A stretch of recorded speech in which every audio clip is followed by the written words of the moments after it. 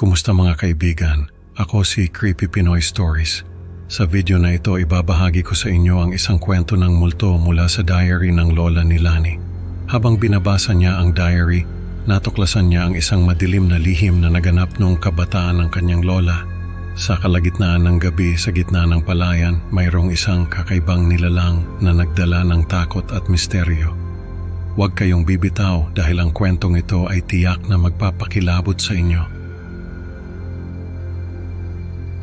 Hello po, ako si Lani. May ikukwento sana ako sa inyong multo na nanggaling pa sa lola ko. Noon ang lola ko ay nagtatrabaho sa isang library. Librarian siya doon.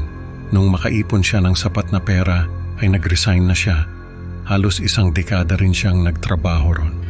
Sabi niya, ay uuwi na raw siya sa probinsya namin at doon na lang magpapahinga.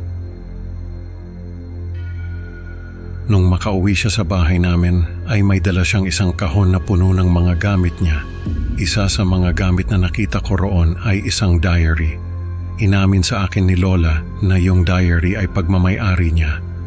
Nung tanungin ko kung pwede kong basahin, ay pinayagan naman niya ako.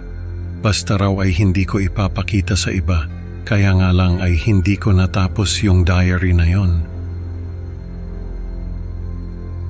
Dahil may kwento roon na hindi ko na kinaya. Ang kwento ay nangyari nung 20s pa lang si Lola. Nung mga panahon na yon ay kasal na sila ni Lolo. Ayon sa diary ay meron silang palayan na binabantayan nila tuwing gabi. Nagpapalitan daw sila ni Lolo sa pagbabantay. Pero nung gabing yon ay sabay silang nagbantay. Dahil may kutob si Lolo na may magnanakaw sa kanila. Nung mga bandang 3:00 na ng madaling araw ay nagising si Lola. Si Lolo raw ay wala sa tabi niya kaya hinanap niya ito. Dala-dala ang flashlight ay naglakad siya sa madilim na palayan. Hindi raw siya natatakot noon dahil may dala naman siyang pamalo. Habang naglalakad ay may nakita siyang mga patay na hayop na nakapila sa gitna ng palayan. May mga manok, pato, aso, pusa at kung ano-ano pa. Kinilabutan si Lola dahil alam niyang may ibig sabihin ang ganong klaseng gawain.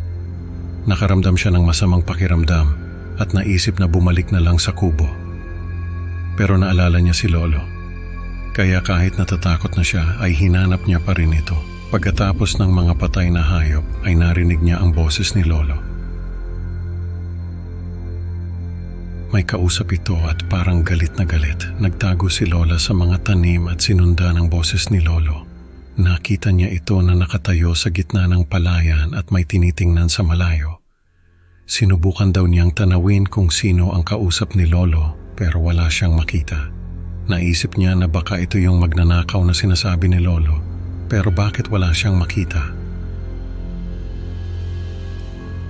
Lalapitan na sana niya si Lolo. Pero bago pa man niya magawa yon, ay tumakbo na ito papunta sa kaaway nito. Sinundan niya ito at nakita niyang tumatakbo rin papalapit si Lolo, ang isang malaking itim na hayop. Hindi niya maipaliwanag kung anong klaseng hayop yon. Basta ang alam niya ay napakalaki noon at napakaitim. Nagsuntukan si Lolo at yung hayop. Pero hindi niya na napanood ang susunod na nangyari. Dahil may kidlat na tumama sa gitna ng palayan. Nasunog ang mga tanim at nagliyab ang buong paligid. Nagising ako mula sa pagbabasa. Hindi ko alam kung ano ang nangyari sa kwento ni Lola. Basta ang alam ko ay naramdaman ko na parang may mga sugat ako sa katawan. Pagtingin ko sa paligid ay may nakikita akong anino na nakatayo sa isang sulok at nagmamasid sa akin. Nung mamatay si Lola ay nagdasal ako sa puntod niya. Sabi ko sana ay hindi magpakita sa mga anak ko yung multo na nagbabantay sa kanya. Mga kaibigan, ang kwento ni Lani ay nagpapaalala sa atin na ang mga lihim ng nakaraan ay maaaring magdala ng takot at panganib. Maraming salamat sa pakikinig at huwag kalimutang mag-like at mag-subscribe para sa mas marami pang nakakatakot na kwento. Hanggang sa susunod na upload mga kaibigan, tandaan, baka may nagmamasid sa inyo sa dilim.